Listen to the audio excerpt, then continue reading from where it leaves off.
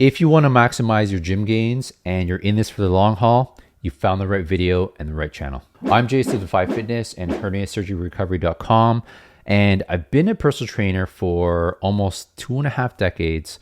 I'm an ex-fitness model competitor and a gym rat, and I'd like to share with you the things I would tell my younger self to maximize gains. That's trying to put on as much muscle as possible, as well as minimum pains. So trying to reduce the likelihood of any sort of injury, such as a hernia or lower back problems or any joint issues. So believe it or not, I'm coming up to being almost 50, and bodybuilding or building all this muscle is a long game. It's really consistency. So hit the like and subscribe button because there will be many more videos like this. I'm going to go through my own form, discuss the why and how I execute things the way I do, and then you can apply this to your own workouts. So you'll see the two main tools I use for the hack squat will be the yoga blocks and my nylon weight belt. In a previous video I show a little more of the ins and outs for the yoga blocks, but this here is my first set. This is actually just a warm-up set, and I actually do about 5 working sets, and I believe I have about 3 to 4 warm-up sets here. So this is the first one. I put the yoga blocks on my shoulders. That gives me a greater range through my knees, and I try to find my foot position. So you can't see it from this angle, but on the platform, there's a set of lines, and I kind of remember or memorize where my feet go. And I kind of see how that feels within my joints while I'm going at a light weight. This keeps it a little safer. And then I make a mental note for the remainder of the sets of where my foot position is.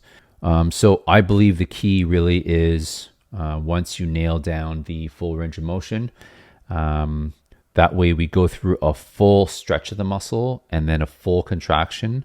Then once we nail that down, then we start loading up in the weight. And what's key for muscle growth is that we have that progression. So you might see me on my phone in between sets. I'm actually writing down and taking a look at what I did the previous week, what I did for the first set, what I did for the second set, etc. And I try to up either the weight a little bit or the amount of reps that I do. And it's very slow progress week to week, and I just make sure I stay consistent with it.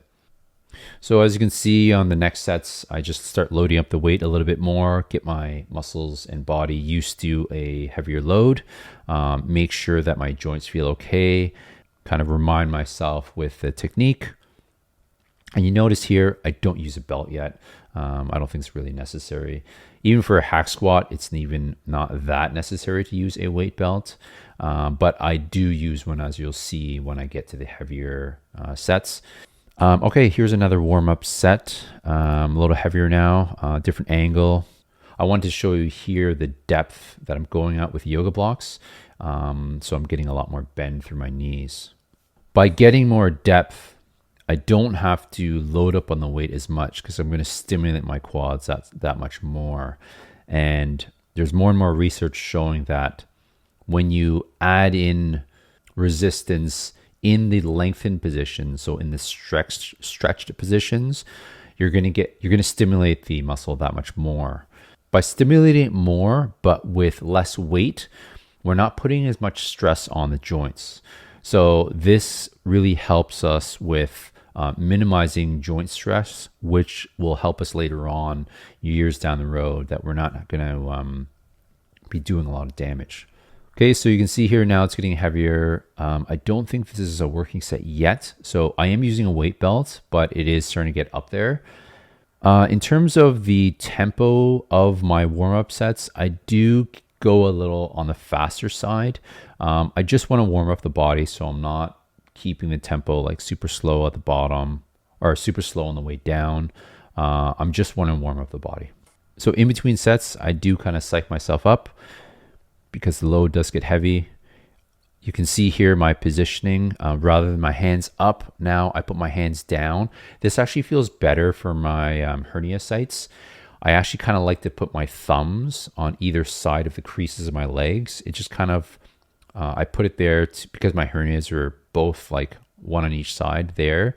So it just gives me a little more makes me feel a little safer. Now, I'm not pressing at all with my hands down against my legs. They are there just in case I do bottom out, but generally I know I'm okay. And as you can see, with each set, I do go close. I don't go to failure. I go to about 2 to 3 reps before failure, at least for this week.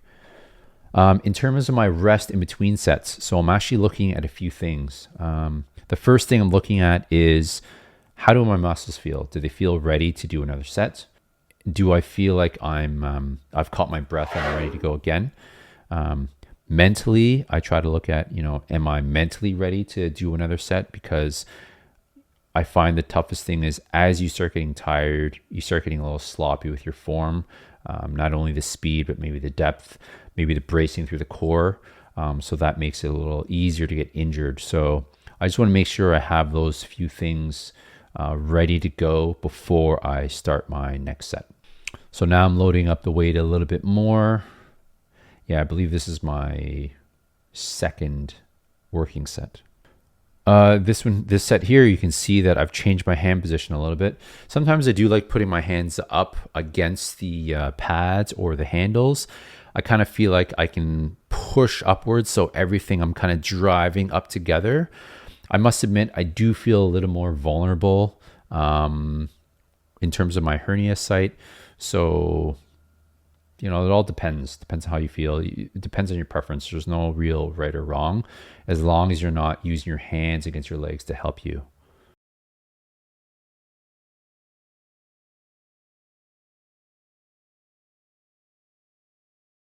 Okay, this is my third working set here.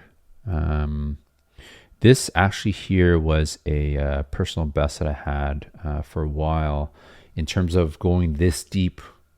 So I have 3 plates aside, so it's 270 plus the weight of the sled, which is maybe 50 pounds, so it's 320. It doesn't really matter how much weight you do. It's really about, the journey yourself, but I was pretty pumped that I got this. I felt pretty good that day. And you can see I put my hands down below to help just in case. I have decent control over it too, which looks pretty good. So yeah, what's really key is every single rep, you try to execute the exact same.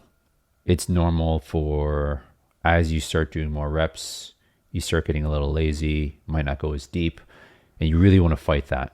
And if you find that you're not going as deep as you need to go, then you should either lighten the weight up a bit, which is totally fine. I think it's actually better to do that. Your likelihood of injury is a lot less. One here is the second last, so my fourth working set.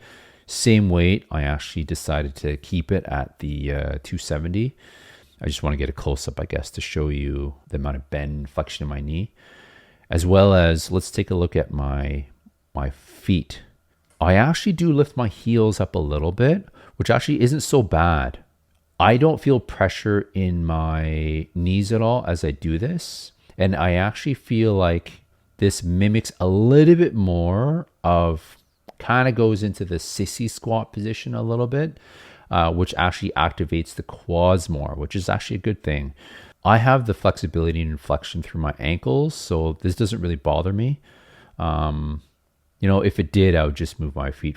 I would try to keep my heels down, or I would just move my feet upwards on the platform, Okay, and here is my last set. Just taking some time getting ready, psyching myself up. I must say that I was getting a little more tired. It does get not only physically tired, but mentally, to try to focus and, psych yourself up to do a third set. And this was also, as I said, a personal best. So this is my third time doing personal best. I usually like to, even on my final working set, go a little lighter because I am going to be more tired, and I know I might be a little more sloppy with my form. But for this one, I felt decent, so I kept with it. And I must say that even today, which is 2 days after this workout here, I still feel a little bit in my legs, which is actually a good feeling. Okay, and there is the hack squat. So, if you have any questions about that, feel free to drop it in the description below. I'm sure many other people have questions as well. Let's head over to the leg press here. Okay, so the leg press. The gym I go to actually has two different types of leg presses. I like it because I have the blocks. You'll see I put the blocks against the back pad. I put one lower, so it kind of goes across my lower back, and the other one higher, so it kind of goes up my spine. When I bring the platform down, I can get maximum bend through my knees. And this leg press machine has a safety that is at a better position. So when I come down to the lowest position, that safety, I can move up one notch so that it's a little safer. You can see here that I do a couple warm-up sets here. I don't do a lot, and I do them pretty quick. So I just throw like one plate on per side, trying to get my foot position, trying to maximize the bend in the knees while keeping my heels down. So yeah, I quickly just kind of throw one plate aside. I'll throw another plate on there per side. My legs are pretty fried, so this one is pretty tough, but being on a machine, I'm not too worried, especially with the safety. It's just an ego thing. I have different people doing leg press right beside me, doing double the weight, but whatever. Now with this, I just did 3 working sets. I believe here I may have maybe two, maybe 3 warm-up sets, but I'm pretty warmed up already from the hack squat. I just go through these warm-up sets to get my body and my mind used to the motion and the angle, just to make sure that, I'm kind of prepared. So here I just show another angle. I'm just showing, just so you can see kind of from a different perspective how I'm executing the leg press. You can see my feet are turned out slightly. That feels, that's better actually in terms of the angle that my legs are at in relation to my hips, as well as it gives me room when I come down with my thighs to kind of go around my body, so my body's not blocking the movement. Form is the same, trying to really focus on maximum flexion in the knees, trying to keep that tension throughout. Actually, to be honest, now that I think of it, I think I only did 2 working sets of this one. I added in a different version of a leg press, which I'll show you in another video. So that's the hack squat and leg press. I'm Jay, Certified Fitness and herniasurgeryrecovery.com. There will be more videos like this of maximum gains, minimum pains. So I'll see you in the next one.